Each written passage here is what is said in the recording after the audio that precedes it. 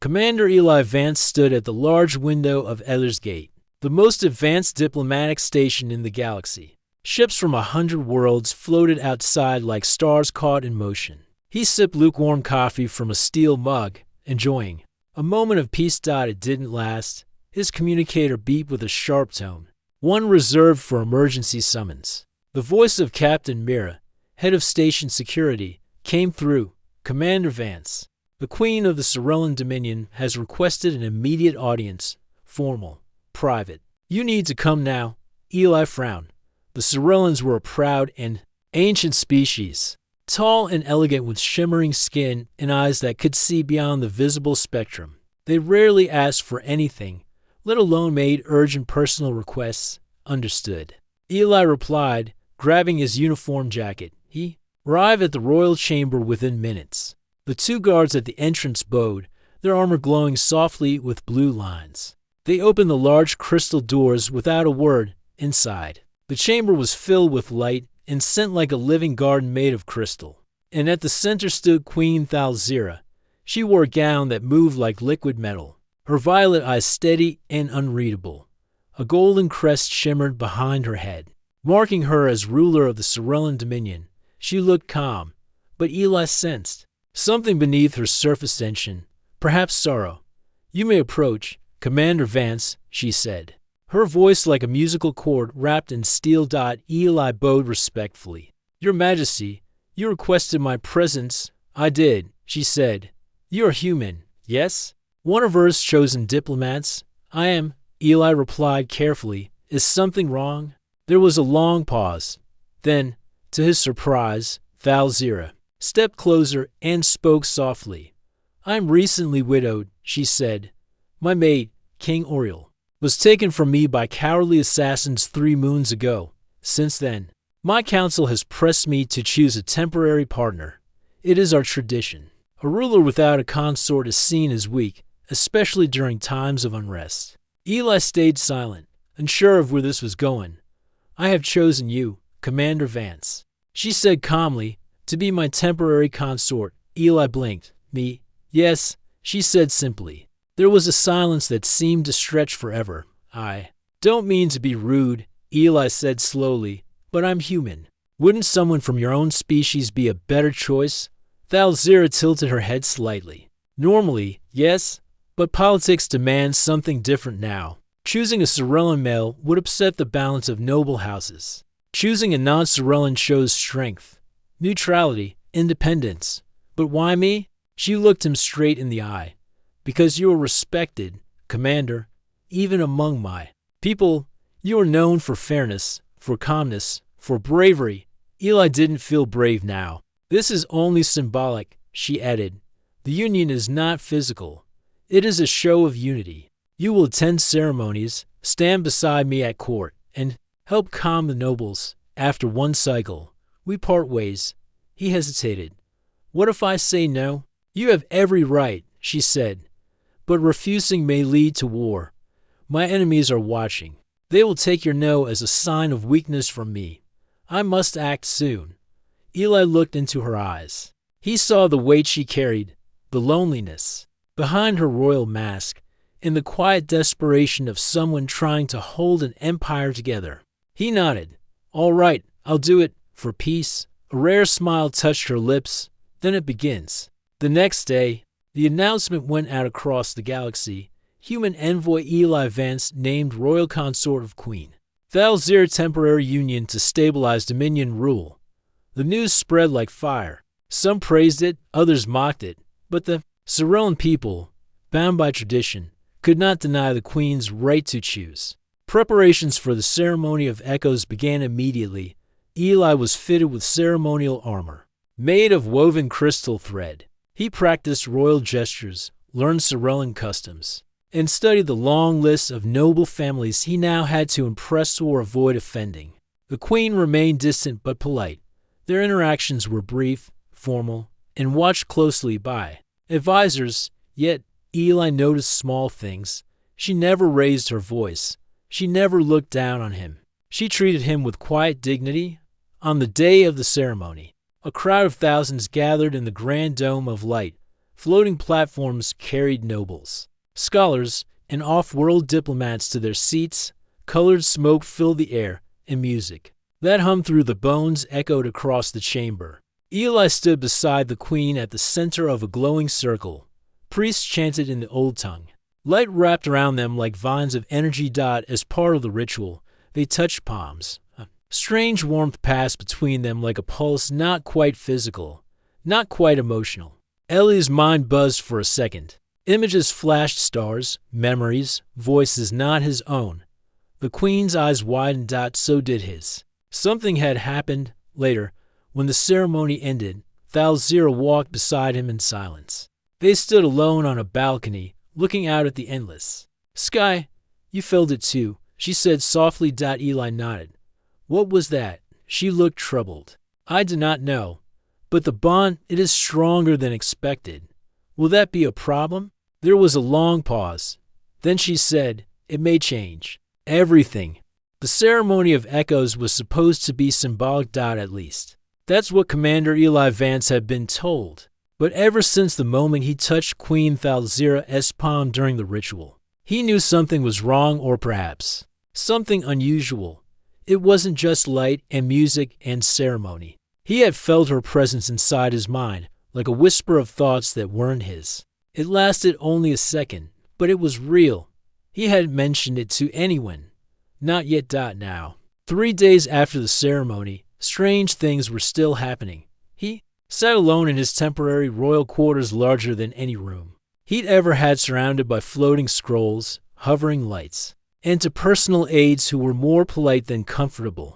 The Cyrillian people were always graceful, but rarely warm. As he tried to read the history of the royal court, a clear voice echoed inside his head. You are bored, Commander. Eli jumped, dropping the scroll. He looked around. The aides didn't move. They hadn't heard anything. Hello, he whispered. You do not have to speak aloud. He stood up, heart racing. The voice was soft, calm and familiar. Your Majesty, he asked quietly. There was a pause, then the voice returned. Yes, it seems the bond created in the ceremony is stronger than we expected. We are connected. Mentally, psionically, Eli paced the room. Is that normal? No. This has never happened between a Cyrillian and a human.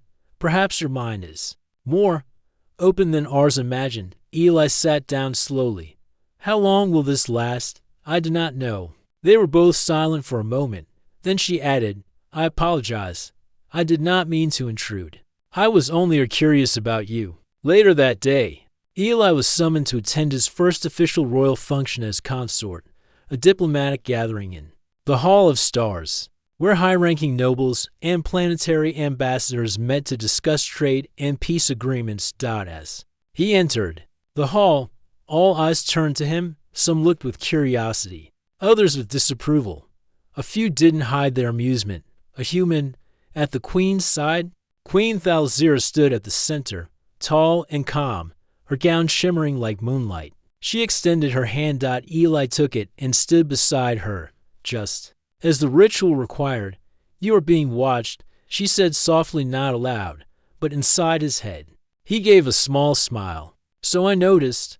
One of the noblemen, a tall figure with green markings and sharp eyes, stepped forward. Your Majesty, he said politely. I hope your chosen consort will not interfere in matters of the Dominion. Thalzira replied. Aloud, her voice cold but regal. He speaks with my voice. His presence here is by royal decree. If you question that, you may take it up with the stars. The hall grew silent. Eli didn't speak. He didn't need to. Later, as the event ended, Queen Thalzira walked with him along a quiet garden path above the dome.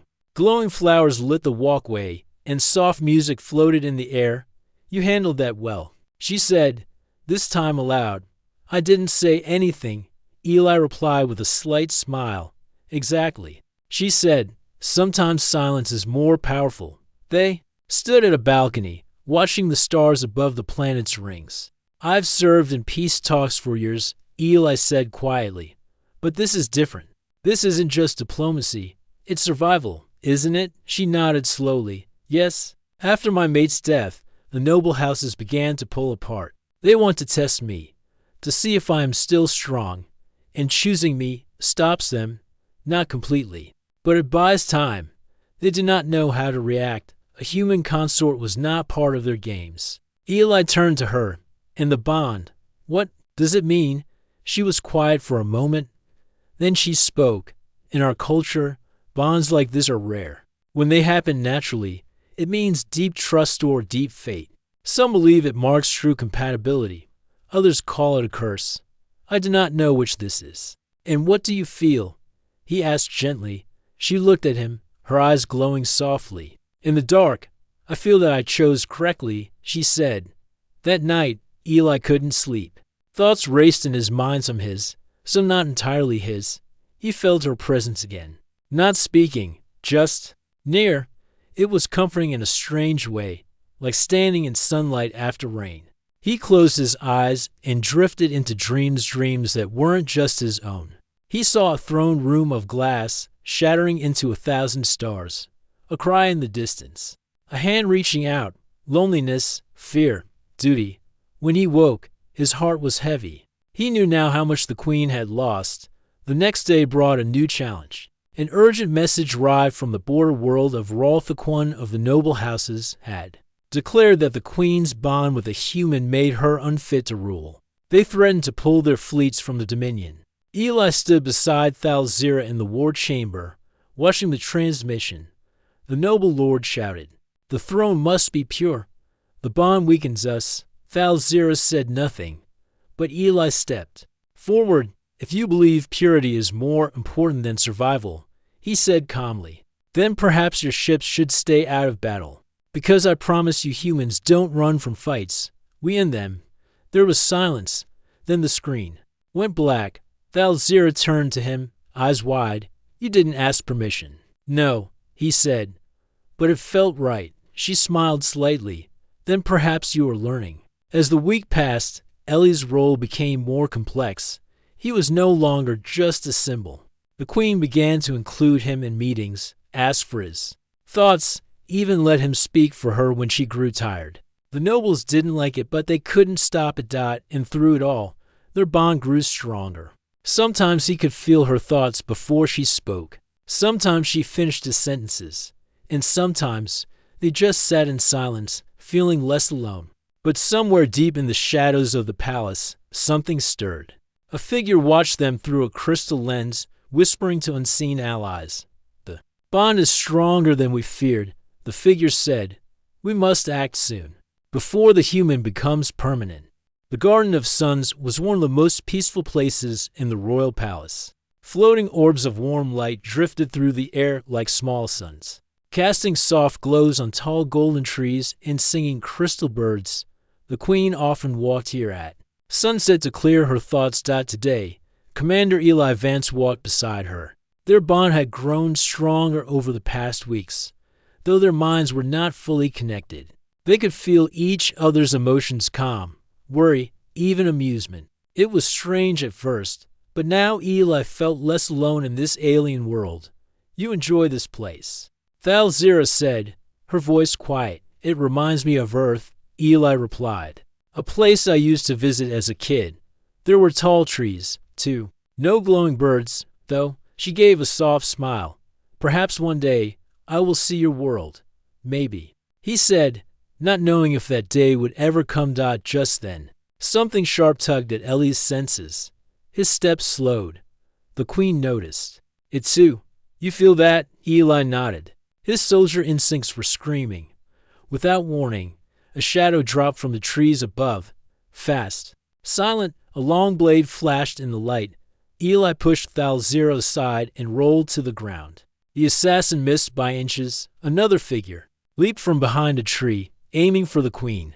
Eli drew his sidearm, still strapped to his leg from habit's hand, fired. The shot hit the second attacker in the leg, dropping him to the ground with a metallic cry. The first assassin turned and lunged at Eli again. But Eli was ready. He ducked, kicked the attacker's legs, and slammed him against a stone wall. The helmet cracked, revealing a Cerulean face, one painted in dark ceremonial war paint. More footsteps echoed behind them. Palace guards rushed in. their armor glowing with energy blades raised. Within seconds, the two attackers were surrounded and captured. Thalzira stood tall, her gown torn at the sleeve but her face calm. She looked at Eli. "You were prepared," she said. Eli let out a breath. "Not really. Just lucky. You moved before I did," she added. "You felt it. Before it happened." He nodded slowly. "Something about the bond. It warned me." Later that evening, the palace held a high-level security meeting. Thalzira sat at the head of the war table, her face unreadable. Eli stood beside her. "To trained assassins," said General Kor, head of royal security. "Both Zarellan, both from House Velser." Whispers filled the room. Velser was one of the oldest noble houses and one of the loudest critics of the Queen's bond with a human. "They broke ancient law," said Thalzira. "Attacking the Queen herself is high treason." "Yes, Your Majesty," the general said, "but they're refusing to speak. We believe they were promised protection, possibly even a reward if they succeeded." Eli crossed his arms. "Why now? We've had peace for weeks." The Queen looked at him. "Because peace makes cowards nervous. They fear what they cannot control."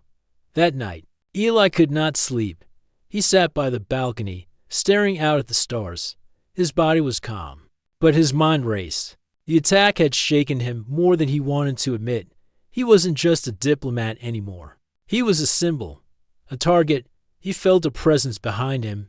"You should rest," said Thalzira. He turned. She wore a simple robe, without her crown or jewels. "Just a person, not a queen." "I couldn't sleep," he said. "Too many thoughts." She sat beside him. "For most of my life, I've had guards, walls, rules," she said. "But I never feared death until I became ruler. And then I lost my mate. I'm sorry." Eli said quietly. She nodded. He was strong, kind, but the throne made him hard. "We had no choice." "Do you regret choosing me?" Eli asked. She looked at him. "No. You saved my life, twice now, and more than that. You remind me of something we lost. Honesty, simplicity." He chuckled. "I don't think anyone's called me simple before. I meant it as a compliment," she said with a soft smile. Their eyes met. The silence between them was not empty. It was full of understanding, respect, something growing slowly and quietly. "I've never been good at royal games," Eli admitted. "I was a soldier, then a negotiator. I never imagined being part of the throne." "You do not need to be royal," she said. "You only need to be real." The next day, House Velser publicly denied any involvement in the assassination attempt. But Thalzira didn't believe them. Neither did Eli. So he made a plan. Using old human military tactics, he asked the palace to leak a message that said the Queen would soon be visiting the outer city with her consort, alone, and lightly guarded. It was bait. And it worked. That night, a small strike team appeared near the transport bay. But this time, Eli and the guards were ready. They trapped the attackers in a narrow corridor. No one escaped. This time, one of them spoke. "Velser promised us land and title," the prisoner said. "If we removed the human, the Queen would return to tradition. The houses would unite." Eli listened quietly. Then he turned to Thalzira. "You were right. They fear what they can't control." She nodded. "Then we will show them that fear will not rule us." The attack made headlines across the stars. Human consort saves Queen again. Bonded pair survives second attempt. Enemies within the palace. House Velser faces investigation. To the public, Eli had become more than a symbol. He was a hero. Brave, loyal, unexpected. And to Thalzira, he was becoming something more. At the next council meeting, she did something no queen had done in centuries. She gave her consort a voice. In the chamber, "He is not only my partner in name," she said. "He is now my advisor in truth." Many nobles were shocked. Some whispered rebellion. But none dared speak aloud. Not after what he had survived. That night, in the same garden where it all began, Thalzira and Eli walked under the glowing orbs again. "You've changed this place," she said. "I think this place is changing me," he replied. She looked at him with eyes that held stars and sorrow. Temporary, she said quietly. That was the word we agreed on. Yes, he said. But I no longer believe that word. Fitz. Eli Vance stood before the great council of the Sorellan Dominion. Dozens of nobles, diplomats, and alien leaders sat around the shining round table. Holographic stars floated above them, displaying maps of trade routes and border territories. This was no ordinary meeting. This was the first joint assembly between the United Systems Coalition Earth and its allies. In the Sorellan Dominion. It was a historic moment, and Eli, a human, stood at the center of it all. Queen Thalzira sat calmly beside him on her throne-like seat. She wore silver ceremonial robes, her crown glowing with thin light. She gave him a slight nod. It was time for him to speak. Eli stepped forward. Honored leaders. He began, his voice steady. We are gathered not as enemies or strangers, but as neighbors in the stars. War divides, trade builds, respect unites. Some of the nobles frowned, others whispered. A few listened with curiosity. Eli continued, Earth does not seek to control. We seek to learn, to share, and we offer more than just technology. We offer trust. He paused, letting his words hang in the air. Then he added, the Queen trusted me. I hope you will to double quote silence. Then a soft murmur of approval spread across the chamber. The ambassadors from the United Systems smiled. Queen Thalzira's eyes sparkled not just with pride, but something more personal. Later, after the meeting ended, Thalzira walked with Eli through the crystal halls of the palace. You speak like no Sorellan ever could, she said. Is that a compliment? He asked, grinning. It is, she replied. You don't follow the script. You speak from the heart. That is very human, Eli shrugged. Sometimes it works, sometimes it gets me punched. She gave a small laugh. Today, it worked. But not everyone was happy. In the shadowed halls of House Velser, noble leaders gathered in secret. The failed assassinations had embarrassed them. Their power was shrinking, and the human's popularity was growing. He speaks as if he is already one of us, Lord Varkin said, his voice sharp. He influences the Queen too deeply, another said. This bondage is unnatural. We must act, but not with blades. That only made him stronger. They began to plan something else, something political. Meanwhile, life at the palace shifted.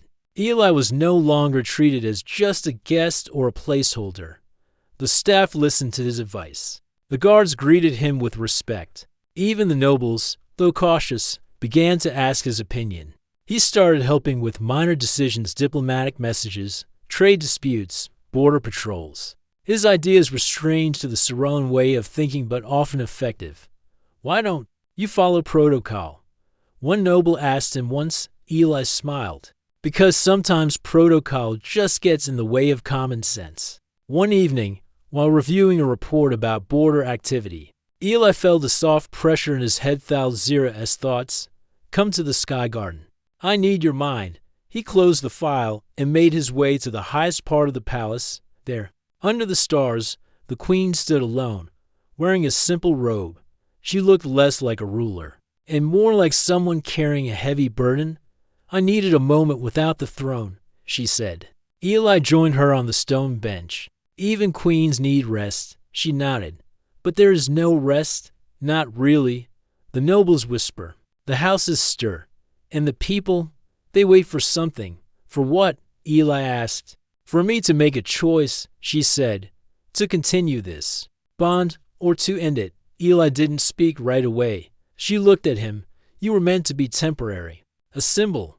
But now, if I ask you to stay longer, it will change everything. He met her gaze, then asked. She was quiet for a long time. Then she whispered, would you stay? Eli Vance, not as a tool, not as a shield, but as my true partner. He didn't smile. He didn't joke. He simply said, yes, but peace never lasts long. The next day, the Dominion News Network released a surprise report. Queen's human consort under investigation. Secrets from Earth revealed fake documents. Edited footage. Claims that Eli was a spy for Earth, sent to influenced the Sorellan throne. It was all lies, but the damage was done. In the council chamber, nobles shouted for answers. Some called for Ellie's removal. Others demanded a vote of royal confidence. Thalzira stood firm. These are false claims, she said, fabricated by those afraid of change. One noble slammed his hand on the table. Then prove it. Let him face the ritual of truth. Gasps filled the room. The ritual of truth was an ancient psionic test. Painful, dangerous, but honest. Eli stepped forward. I'll do it. The queen turned sharply to him. You don't have to. I do. He said, let them see the truth. The ritual of truth took place in the chamber of memory, a glowing cave deep beneath the palace. Priests guided Eli to a crystal circle. He knelt inside it, breathing deeply. You will feel your own memories, the elder priest warned, and they will feel you. If your heart is false, the crystal will break. If it is true, it will shine. Thalzira watched from the edge of the chamber. Her hands clenched. Light filled the circle. Ellie's mind opened. Memories rose like waves. His childhood on Earth. His first mission. The war he survived. The friends he lost. The day he met Thalzira. The bond. The protection. The respect. The desire to stay, not for power. Not for gain, but for her. The light grew brighter. The crystal glowed white. Then blue. Then gold. The chamber fell silent. The priest bowed. He is true. The news spread faster than the lies. Ritual proves human consort is loyal queen, and consort faced crisis with strength. House Velser accused of spreading false information. The plan had backfired. Once again, Eli had turned an attack into a victory, not with violence, but with truth. That night, Thalzira stood beside Eli in the balcony garden. Below them, lights of the city flickered like stars. You were ready to be torn apart for me, she said. I wasn't afraid, he replied. You should have been. He turned to her. Maybe. But I've learned something here. Being human doesn't mean being perfect. It means standing up even when it's hard. She smiled gently. You are more Sorellan than some nobles born to the blood. He laughed. Careful. I might start believing that. She looked at him, soft and serious. Then believe this. I no longer wish for you to be temporary. Eli took her hand. Then don't. The sky above the royal palace turned red as warning lights flashed across the capital. Alarm beacons pulsed like heartbeat signals through the towers. Ships in the sky moved into position, and the sound of distant engines filled the air. Rebellion had begun. House Velser, joined by two other powerful noble houses, had declared open defiance against Queen Thalzira. They accused her of abandoning ancient traditions and allowing an outsider to corrupt the throne. Their fleets were now headed for the capital. Commander Eli Vance stood beside Thalzira in the command chamber. On the giant screen in front of them, red dots marked enemy ships getting closer. We have less than 24 hours, said General Kor. If they cross into the inner ring, they can blockade the capital. Thalzira was calm, her eyes fixed on the map. What are our defenses? We still hold the Sky Guard and half the Outer Fleet. The general replied, but many of the noble houses have chosen to stay neutral for now. They're waiting to see who wins, Eli said bitterly. Yes, the queen said, cowards wait. Leaders act. Later, in a private strategy room, Eli and Thalzira stood alone. They're not just challenging your rule, Eli said.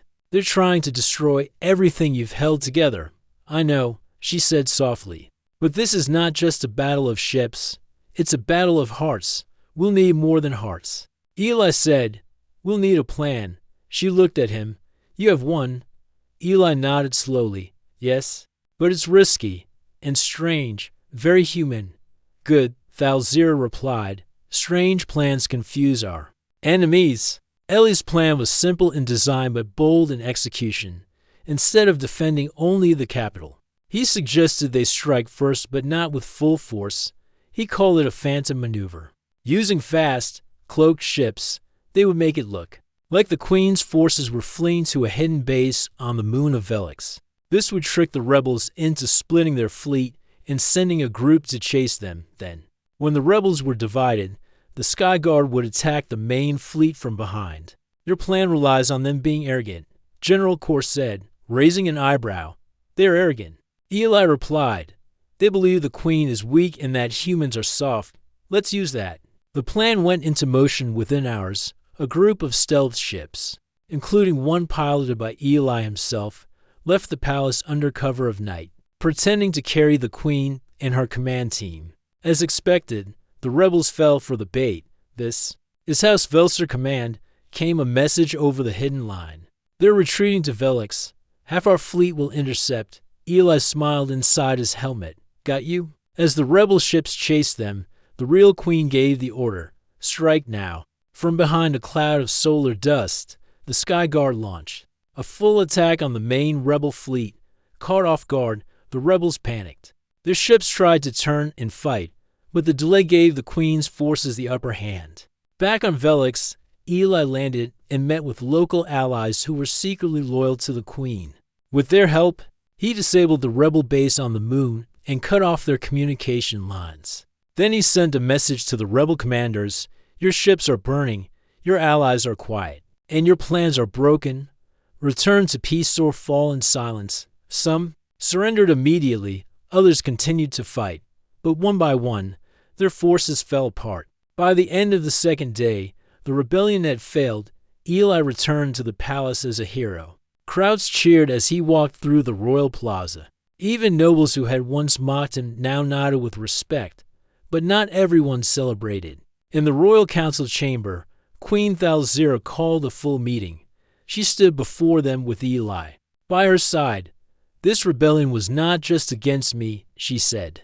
It was against our future, against peace, against unity. Some nobles looked away in shame.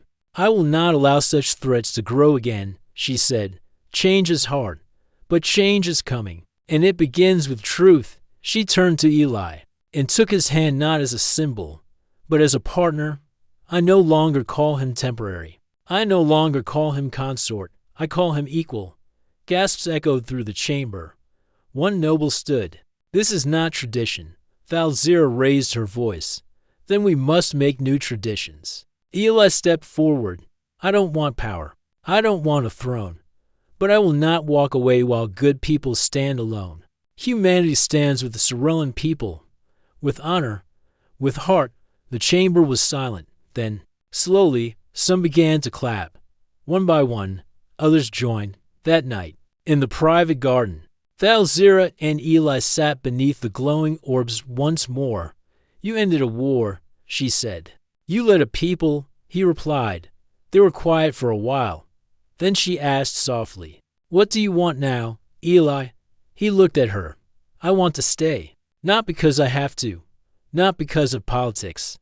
But because I choose to. Her hand found his. I choose you, too. The sun was rising over the royal capital, casting golden light through the crystal towers. Peace had returned to the Sorellan dominion. The rebellion was over.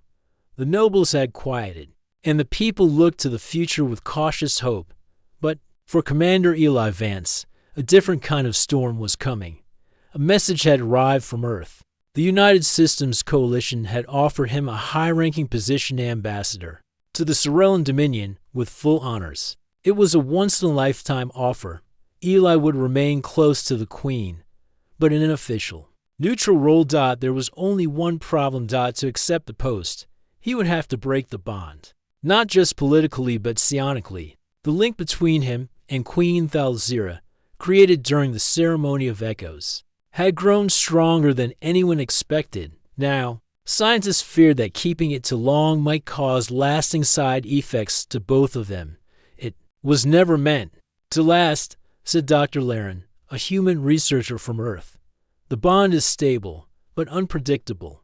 If either of you leaves too late, the connection might fade painfully or not at all. Eli stood in silence, holding the message. For the first time since he had stepped into the Queen's chamber weeks ago, he truly didn't know what to do.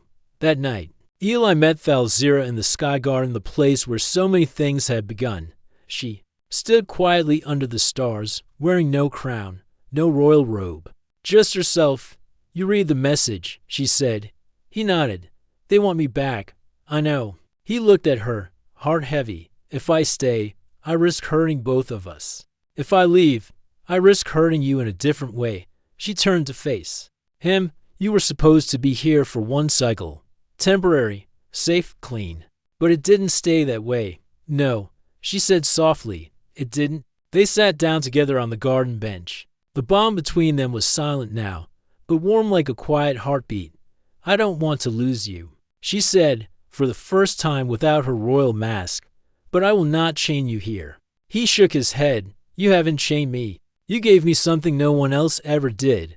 What's that? A choice. Eli spent the next day walking the halls of the palace, the city, and even the outer market where regular citizens lived. Everywhere he went, people greeted him kindly, not because he was powerful, but because he had stood beside their queen when others ran. Children waved to him. A merchant gave him a small Cerullan charm for luck and wisdom. A soldier saluted him without words. Eli realized something. This world had become more than a mission. It had become home. In the council chamber, the queen stood with her advisors. If he chooses to leave, one noble said carefully, will we allow it? He is not our prisoner, Thalzira replied firmly. He is a guest, a leader, and more. The throne is not a cage. Another noble stepped forward. And if he stays? Thalzira looked out the tall window toward the stars. Then we shape a new future, she said. Later, at sunset, Eli called for a private audience with the queen. No guards, no robes, just the two of them. She was waiting in her chamber, sitting by the glowing table. Well, she asked quietly. He took a breath. I've made my decision. Her fingers tightened on the edge of the table. Tell me, I'm not going back to Earth, he said. Her eyes widened. I spoke with the scientists. There's a way to manage the bond to protect both of us if we stay close and work together. You're sure? He stepped closer. Yes, Earth has plenty of ambassadors. But here, this place, these people, you need something different. Someone who doesn't just follow orders. She stood slowly. And what of the future of tradition? We'll build new ones, he said, together. She walked to him and placed her hand gently on his chest. Then I no longer name you consort or advisor. He looked into her eyes. Then what do you call me? She smiled softly. Partner. In truth, in rule, in life. The official announcement came the next day. Queen Thalzira and Commander Eli Vance declare permanent bond new. Era begins for the Dominion. Reactions across the galaxy were mixed. Some cheered. Some doubted. But none could deny that the Queen had chosen with strength and heart. And the human who had once been temporary, now, he walked beside her equal in voice. Steady in purpose, and strong in spirit. In the weeks that followed, changes swept through the Cerullan Dominion. Trade opened with Earth. The noble houses began adopting reforms. And a new symbol was carved above the palace gates. To hands, one human and one Cerullan. Joined in unity. In the garden under the suns, Eli and Thalzira sat once more. She leaned against his shoulder. We've made many enemies, yes, he said, but we've also made something better. What's that? He smiled. A future.